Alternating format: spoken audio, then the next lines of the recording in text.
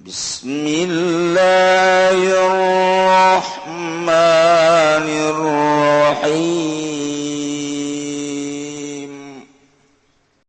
Alladzina yuqimunas shalah.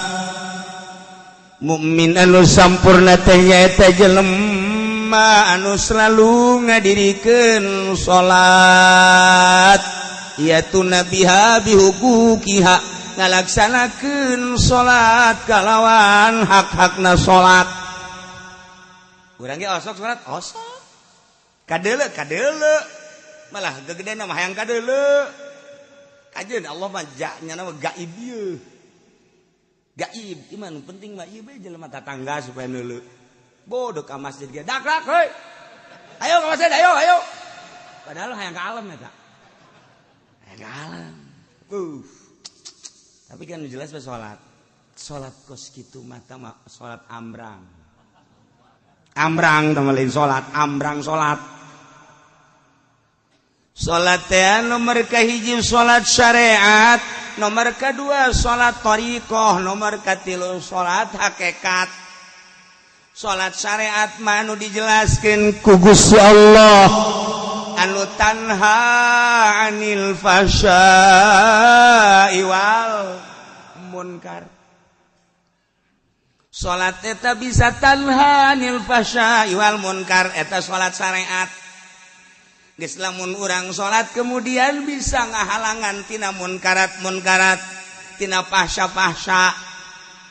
Nah, ieu salat kakarak salat syariat ku lantaran salat geus teu daek maling, lantaran salat teu daek korupsi, lantaran salat teu daek ngabohong, lantaran salat teu daek maksiat. Ta eta salat eta mah salat kakarak salat syariat nu kos kitu mangarana. Lamun salat bisa tanha anil fahsya'i wal munkar, sakumaha anu dijelaskeun dina Al-Qur'an eta salat syariat. Kos kitu ge eueuh jelemana.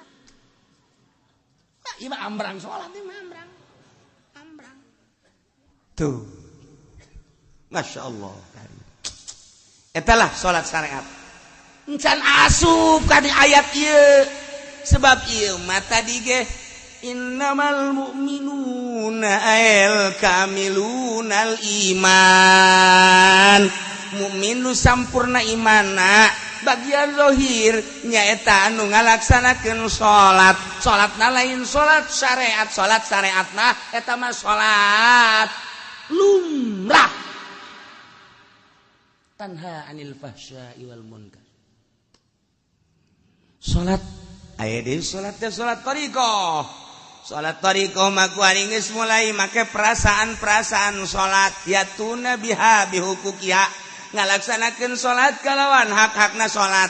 Kita tadi teh hak salat teh syarat jeung rukunna dilaksanakeun anu engke ka dituna teh bakal tanha anil fahsya'i wal munkar. Kuari mah make perasaan salat eta.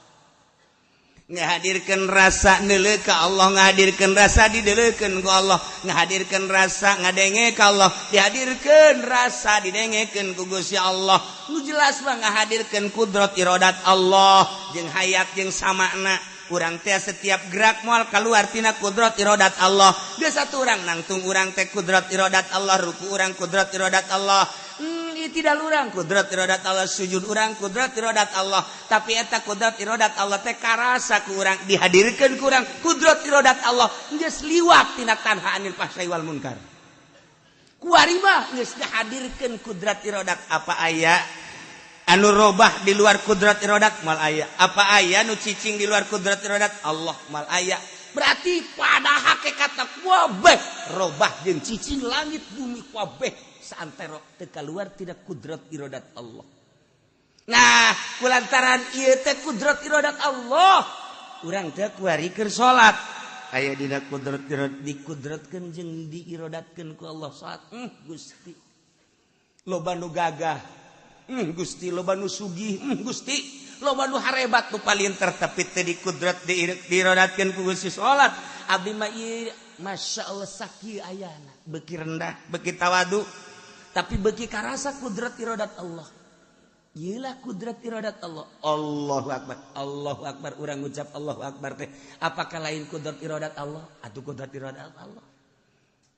begitu orang Allahu akbar kabiro, apakah lain kudrat iradat Allah atau kudrat iradat Allahu akbar kabiro alhamdulillah kasih terus begitu orang seruku Allahu akbar, apakah lain kudrat iradat Allah atau kudrat iradat Allah? Urang itidal Allah sami Allahu liman hamidah, apakah lain kudrat iradat atau kudrat iradat? Lamun kudrat iradat Allah teh atuh berarti Allah jamual aya nu kaluar sifat tina zat. Atuh lamun sifat kaluar tina zat mah atuh bisa acak-acakan kudrat iradat Allah sifat Allah. Berarti urang karasa kudrat iradat Allah atuh karasa Allahna mulai geus lain salat biasa. Eta ge encan kaasup ka dieu. Encan kaasup innamal mu'minuna alladzina idza dzukirallahu wajilat. Mantak ayat ilain lalagaan. Sida Hasan nyaritakeun kula lamun ditanya, kumaha iman? Sakadar iman mah aya dua cakna. Iman aya dua, al iman imanani. Lamun iman sakadar amantu billah wa malaikatihi wa kutubihi wa rusulihi wal yaumil akhir wa bil qadari khairi wasyarri minallahi ta'ala. Biasa. Tapi lamun iman nu kadua dina ayat innamal mu'minuna alladzina idza dzukirallahu wajilat qulubuhum. Kula ge ieu wallahu a'lam. Nah, ieu lamun kurang teu dibahaskan pajar biasa bae. Gorenganan lain lalaga. Encan datang tah. Salat nu model kos kitu ge can datang atuh komo salat.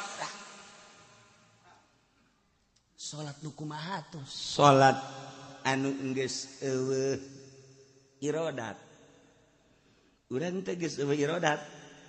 Jadi berarti eueuh iradat mah kos lang-layangan. Lang-layangan kan teu boga iradat dikenyedkeun teh kunu mentangna. Kenyedkeun set, ngaler set, ngidul set, naik set, turun set. Urang seakan-akan lang-layangan. Allahu akbar teh lain urang. Ai tadi makan karasa kudrat iradat Allah. Ai kudrat iradat Allah teh kapan meureun sifat Allah. Ai sifat Allah teh meureun Allah. Aya di urang Allah teh. Wah, geus mulai ngakal. Tah, ieu geus sagala bahasa keulana kan. Kuari mah geus aya. Tadi makan ngahadirkeun perjalanan korekat kuari geus aya. Geus eueuh. Nanaon ja nu aya ngan Allah da. Allahu akbar. Geus salat bage nya mah geus teu aya waktuna. Lantaran eta geus datang ka dinya mah bakal natea zaman hiji bae beurang peuting. Tempat hiji bae wahdaniyah fil zaman wahdaniyah fil makan. Ja eta mah perputaran matahari atuh aya beurang jeung peuting ge. Aya beurang aya peuting kapanon poe. Dari kapanon poe di luhur beurang, dari kapanon poe di hadap peuting. Ja zaman nama ieu keneh. Ieu keneh ya nu ku urang kuari keur dicicingan teh. Beurang atuh panon poe na bae di luhur. Urang cicing we di dieu. Panon poe ka handap atuh urang da di dieu bae we. Cok geura diuk bae urang di dieu.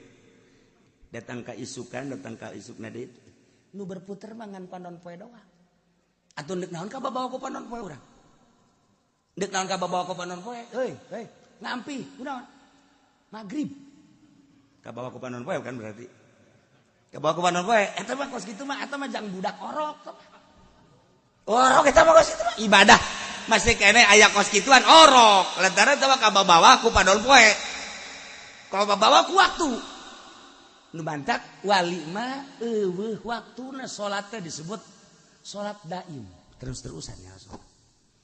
Nya mah salat teh terus-terusan. Eta cenah waktu makruh ulah nyaritakeun waktu makruh. Nya mah geus eueuh pikiran ke mukrah makruh. Terus bae cenah mah salat. Taha lamun jelema alladzina yuqimuna shalah anu ngalaksanakeun salat terus-terusan yatuna biha bihuquqiha anu ngalaksanakeun salat kalawan hak-hakna salat geus puguh syaratna jeung rukunna wari tarik perasaan-perasaanana melalui ayat-ayat nakli wari dibere ku Allah perasaan datang ke perasaan blok ya Allah nikmat amat aya di dinya. Idza wasala abdu biha summiya arifan billah asal geus datang ka dinya disebut ma'rifat ka Allah. Allahu nurus samawati wal ard masalun nurihi kamiskatin fiha misbah al misbahu fi zujajah az-zujajatu kana kaukabun durri yuqadu min syajaratin mubarakatin zaitunatin la syarqiyati wala gharbiyah. Nah seakan-akan ilmu makrifat eta di jero kacana aya kacaan deui, di jerona aya palitna hurung tapi eueuh minyakan ngagenyai ka mana-mana. Nah di awak urang teh aya makrifat seakan-akan dibungkus ku awak teh dibungkus deui ku naon kitu ngaranna daging dibungkus aya dina kolbu teh sonubariun sagede ke lain kolbuna di jero eta teh aya makrifatan ngagenyai ka mana-mana. Geus jana aya di dinya ngeunah nikmat. Geus sakeun geus ka Allah. Mantak sok dicontohkeun. Ari eta Syekh Khalil Bangkalan ketika nyana salat di Tuban di maguruna ketika guruna teh pas magrib nu sok dicaritakeun Allahu Akbar nyana seserian bae jalakatak datang ka kaget guruna teh kunaon ieu budak seserian bae beres salat siapa tadi yang ketawa bedakeun eta seserian bae nyana seserian ngeganggu kamu jadi gitu-gitu lantaran dicarekan bae kenapa kamu ketawa-ketawa nyana ngomong saya bagaimana enggak ketawanya emang atuh di hati guru katanya di sini ada nasinya banyak di sini. Horenganan eta teh guruna teh lapar hayang dahar. Nah, kababawa salat tuh lamun Syekh Ahmad teh Syekh Ahmad adina Imam Ghazali bunga makmum ka Imam Ghazali datang ka bebeja Imam Ghazali ka mana akhirna dipanggil kapan adina sangeus dipanggil cak adina Imam Ghazali mak atuh deuk kumaha abdi ngamakmumna ka Ghazali lantaran di jero hatena aya getihan tanyakeun Ghazali emang aya getihan masyaallah horeng adi geus leuwih hebat kula teh keur ngaijtihad bab head ban head bagetih eta kadeuleuh kan masyaallah eta lah salat jelema ahli makrifat batak cenah mah atuh kadang-kadang ngamakmum kadang-kadang tilok jarang lolobana mah jarang mantak di lembur ujrok ka masjid eta buat teuing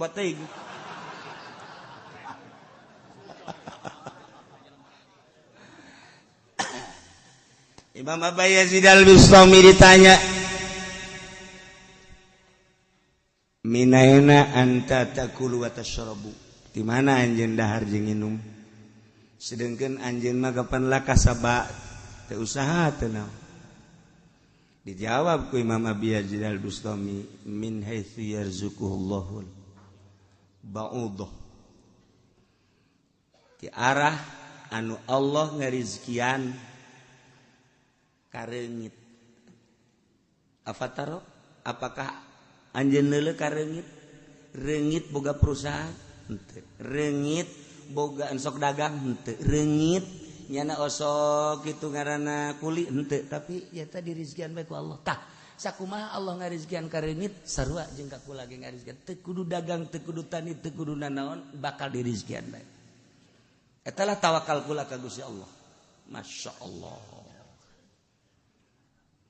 menang 2 poe salat ngamakmum Allahu Akbar ngamakmum biasa wali ge ngamakmum oh masalah kan sah ngamakmum orang wali kan lain wali sah sallu khalfa fajirin wa birrin salat bareng kabeh tak tukangeun jelema anu fajir jelema anu birrin bagus sah bae oh masalah lamun kuat ngan kulantaran biasa teu kuat urang sebab perbedaannya jauh jarang nyana ngamakmum biasa Allah beres ngamakmum imam nanya Masya Allah mama ditanya deh min aina takulu atasubwa laka sabalat ai mama di mana ieu dahar jeung nginum sedengkeun teu kasaban mama Masya Allah cik Imam Abu Yazid dani geus tungguan heula sakedeung aing deuk salat heula qada ke beres qada kakarak aing ngobrol jeung sia teu sah salat aing Allahu Akbar nyana salat beres eta imam kan kaget teu sah ya aing sakieu hebatna cak teh maman teu sah beres ditaja deui salat entos maman entos pan mama ngateusakeun ai sia ka aing nanya di mana dahar di mana nginum berarti sia teh jauh ka Allah lamun sia teh jauh ka Allah aing ngamakmum ka sia atuh aing mah nya ngamakmum ka jelema teh jauh ka Allah goblok sia teu sah aing salat aing ban urang mah ku aya teu sah kabehan salat imam lagi waduh PNS makani budak lamun teu boga ijazah mah teh teu dahar oh tah mah geus jarah kudu dirampe tah mah kos kitu mah imam tah imam mah biasa dalam sama kos kitu goblok aing sia nanyakeun di mana dahar di mana nginum aing teu kasah berarti sia teh nyoka pangeran manya aing ngamakmum ka jelema nu teu nyoka pangeran teu sah salat aing kodok sia kan bener eta ngomong kos salah tapi bener kos bener tapi salah nu jelas bah ahli Allah eta lah pangkat kamal nah jelema-jelema anu geus sampurna dina kaimananana salat bakal berbeda sebab naon moal karasa capek salatna indah jeung nikmat sebab lain nyana aya energi anu ku Allah dibikeun dibere ka jana sehingga urang nu neuleukeun nyana nu kaget salat itu berapa Masya Allah kudu dices bareng gimana Allah Akbar Allah Akbar lainnya nu sholat perasaan anak dibawa geus dibawa ku perasaan nu lain perasaan urang eta lah nu hese dicaritakeun geus tawanya nama jam sabaraha we penting sholat sadaek nanya Allahu Akbar eueuh kacape Allahu Akbar biasa beurang biasa eueuh kacape sebab eta perasaan anak lain perasaan urang kieu itu lamun perasaan urang nu ieu mah atuh sarua jeung urang atuh capek salat duha 8 rakaat bae geus mung sang mangsing guys aing mah moal 8 poe isuk mah mah kunaon paradol 4 lah aing isuk mah turun 4 pegel keneh 2 lah jadi henteu ka dituna sebab urang bangsa ngan urang mah hayu bae terus hayu bae engke ge dibere ieu ku Allah engke ge dibere set lamun urang terus bae kan ulah ngarep-ngarep dibere eta mah rahasia Allah eta mah rahasia Allah aya nu dibere aya nu henteu aya nu dibere aya nu henteu ngan ketika dibere urang ge bisa kaget oh ya Allah ya Rabbi bere kuat sih dibere hampang sih dibere tenang sih dibere tentrem sih dibere plong mun dicaritakeun memeureunanan hese nyaritakeunana lantaran aya perasaan-perasaan anu di luar perasaan nu biasa iyalah jelema anu terus salatna anu salat hakikat anu salat hakikatna disebut salat daim anu geus ngarasakeun nikmatna salat jadi salat eta ngeunaheun sakumaha Kangjeng Nabi nyaritakeun bahwa salat eta nikmatna luar biasa ngeunaheun salat ialah alladzina yuqimuna shalah wa mimma razaqnahum yunfiqun mukmin anu sampurna teh nomer kalimatna bagian zahir yunfiquna mimma razaqnakum nyana mekeunan merean nganapakahkeun harta-hartana anu menang pamere Allah di jalan Allah fi taatillah lantaran teu ngarasa boga dirina ja ieu mah nu aya di leungeun teh ngan sakadar dilewatkeun ku Gusti Allah geus atuh ieu lewatna melalui leungeunnya na teh berarti seakan-akan ieu harta teh titah dibangunkeun titah dibikeunan lain urang diempok-empok pake nikmatan ngeuneunahan hartana teu eureun-eureun terus bae dibikeunan ieu lah mukmin anu sampurna geus eueuh pijelema lainana tuh hese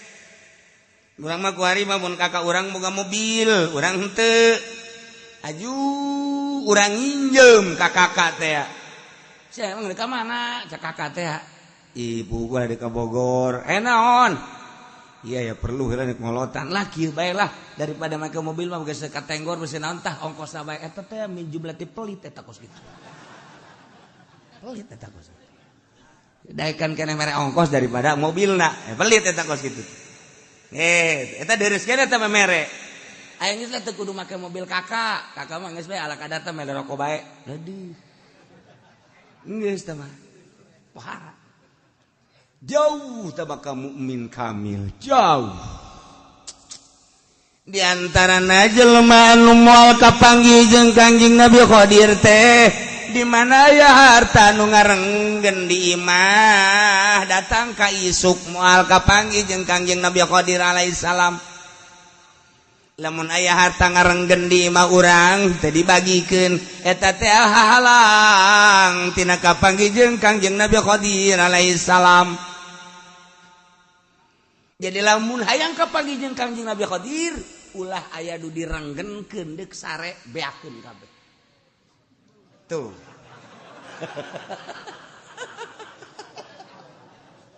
Ya Allah, ya Rabbi.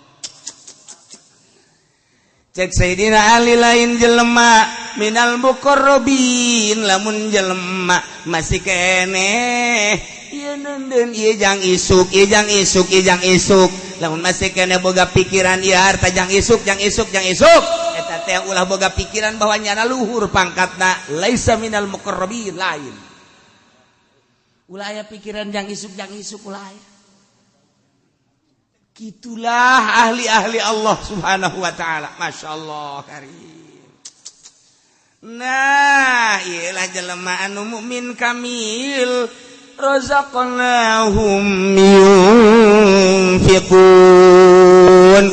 yunfikun mimma razaqnahum selalu nganapakakeun harta-harta anu menang pamere Allah dinapakahkeun fi taatillah dina jalan Allah subhanahu wa ta'ala. Urang keur boga tuh masjid bangun urang tuh majlis bangun tuh pondok bangun fakir miskin kemudian yatim piatu hayo terus jalan-jalan kurang bagus hayo geus teh kudu ngadaguan ti bupati geus pokona mah kurang we jalan-jalan cai ayo tat kena rapi yunfikun fi taatillah taat Allah engke ge dibere rasa ku Allah nikmat geus teu nganggap perhatikan kana harta urang teh nu mantak embung ngabangun jalan cai embung ngabangun jalan embung ngabangun mushola embung ngabangun masjid eta teh hook ka harta berarti urang memiliki ka harta eta lah hijab antara urang jeung Allah ku harta eta lamun tah ini henteu ngomong namanya tuh bangun hampang teh gitu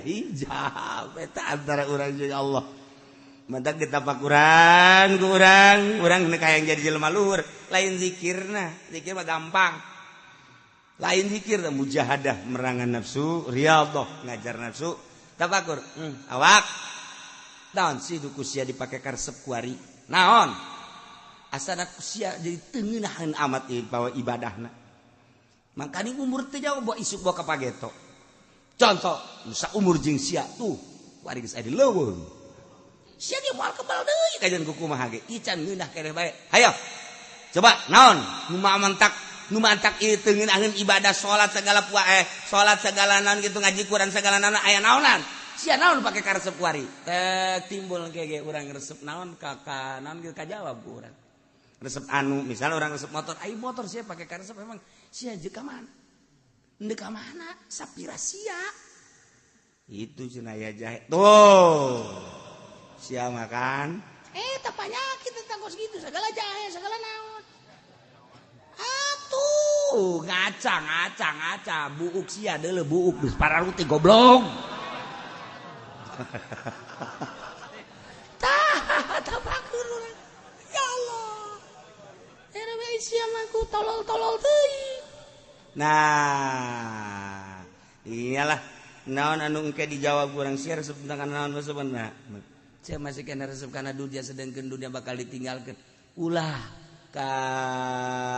halangan ku dunia ulah kitu katipu ku dunia sia isu pageto siapa dunia ini ditinggal terus be ku urang dipaksa urang teh gitu kebal teu nganggap urang kana dunia teu nganggap urang kana dunia